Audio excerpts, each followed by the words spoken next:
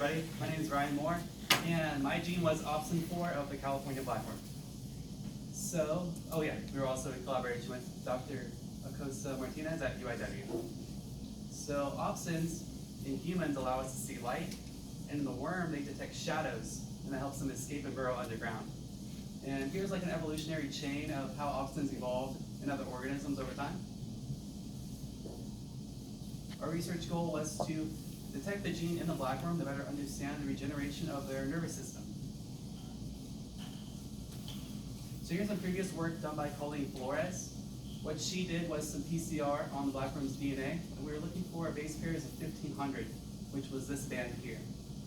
So once that was confirmed, we went on to put it in a topo reaction.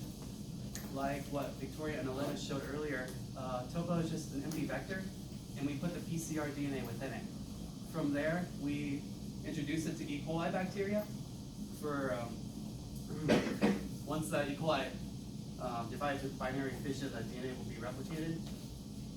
But unfortunately, the E. coli was too old, so we didn't get very many colonies. Even on our PUC19, which is like a controlled experiment, we just had a few. So once we did get good E. coli in, we had plenty of colonies to choose from.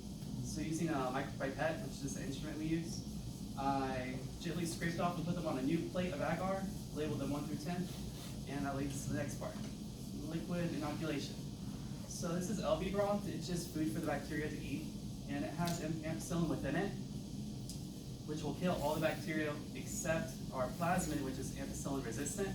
So they grew within these tubes for a couple days. From here, we had to extract the DNA. So first we start with detergent to break the cell walls, and then we use potassium acetate to kind of, like what Victoria's image was, that kind of gunk that comes out of it. And then we had to wash the DNA with ethanol through a column. The DNA collects on a filter, and all the rest goes to the bottom of the vial. We discard that, get a new vial, and then we wash everything from the column out with water, so that we have a concentration of just our DNA in the bottom of the vial for testing. And now we need to introduce the restriction enzymes. So these are proteins that are naturally found in the world. There's like 3,000 of them, and these cut the DNA at or near specific sites. And this isn't everything that we genetically modify. This is how we modify our foods, just everything. So here's our plasma map that Dr. Kate made. The enzymes that I used first are KPN right here and Hindi. And these are the cut sites for our plasmid.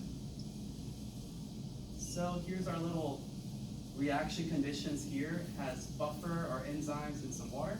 It's really quick to make. You just have to heat shock for 5 minutes after you do it, and put it in the fridge. And then we had to fill these gels.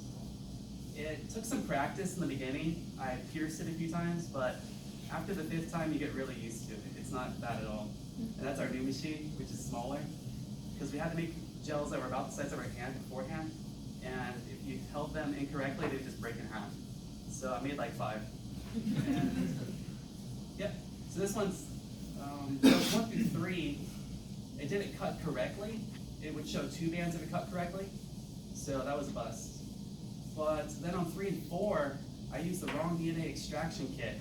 So I washed away all my DNA by accident. So that sucked. Because you spend like all day making it, and then you look in there and it's blank, and you're like, oh my god. So then we went to different enzymes, PST1 and NOT1. A very similar reaction, except we're going to do it for 30 minutes instead of 5 minutes. And when I ran this one, I did get 2 bands, but it was at the wrong band that we were looking for. So back on our PCR DNA, it had a highlighted band here that was brighter, and a faded one here. So what ended up happening was the other band that we didn't want, but not OPN4, actually grew instead. So future work, they just need to try to isolate that PCR gene, PCR DNA, get it to the base pairs we're looking for, and cut it again with the restriction digest, and hope it shows up. So what I got out of this was a lot of extra time in the lab. You're by yourself, and you can listen to music, do whatever you want, but without having a Chem 1 and 2 background, I'd be extremely scared. So, but Dr. Kate is very helpful and will answer anything you have questions about.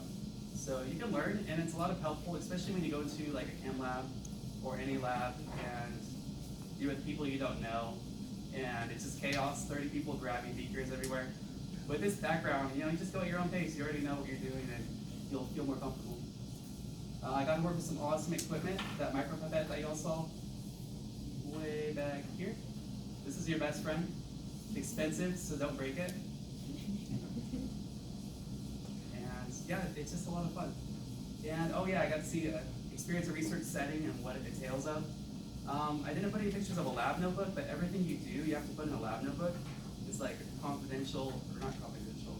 It's like for the public to see as well. Anybody that's taken up the research, you want to make sure you put everything you did in there to see where you may have gone wrong, or if somebody wants to replicate what you did, they can do it from there. So thank you to the SEMA LSIM research program, Dr. Kane for being great throughout the entire thing, and NLC for providing this opportunity.